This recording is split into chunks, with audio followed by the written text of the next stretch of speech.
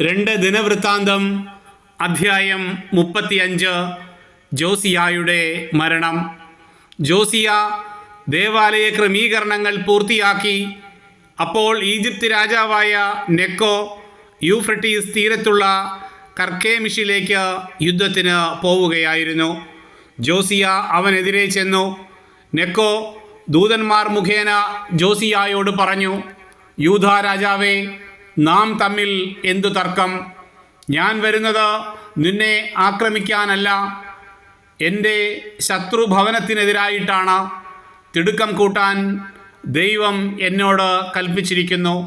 എന്നോടൊത്തുള്ള ദൈവത്തെ എതിർക്കുന്നതിൽ നിന്ന് പിന്തിരിയുക, അല്ലെങ്കിൽ അവിടുന്ന് നിന്നെ നശിപ്പിക്കും.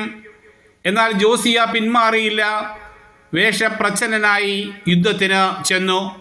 നെക്കോയിലൂടെ ദൈവം അരുളി ചെയ്ത വാക്കു കേൾക്കാതെ മെഗിദോ സമതലത്തിൽ വെച്ച് ജോസിയ അവനുമായി ഏറ്റുമുട്ടി. വില്ലാളികൾ ജോസിയ രാജാവിനെ എയ്തു. രാജാവ് ഭൃത്യന്മാരോട് പറഞ്ഞു, എനിക്ക് കഠിനമായി മുറിവേറ്റിരിക്കുന്നു, എന്നെ ഇവിടെ നിന്ന് കൊണ്ടുപോകുവിൻ. അവർ അവനെ ആ രഥത്തിൽ നിന്ന് ഇറക്കി മറ്റൊരു രഥത്തിൽ കിടത്തി ജെറുസലേമിലേക്ക് കൊണ്ടുവന്നു. അവൻ മരിച്ചു. പിതാക്കന്മാരുടെ കല്ലറയിൽ സംസ്കരിക്കപ്പെട്ടു. യൂദായും ജെറുസലേമും ജോസിയായെ ഓർത്ത് വിലപിച്ചു. ജെറമിയായും ജോസിയായെക്കുറിച്ച് ഒരു വിലാപഗാനം രചിച്ചു. ജോസിയായെക്കുറിച്ച് വിലപിക്കുമ്പോൾ ഇസ്രായേലിലെ ഗായകരായ സ്ത്രീ പുരുഷന്മാർ ഈ ഗാനം ആലപിക്കാറുണ്ട്. ഇസ്രായേലിൽ ഇതൊരു പതിവായി. വിലാപഗീതങ്ങളിൽ ഈ ഗാനവും ചേർത്തിരിക്കുന്നു.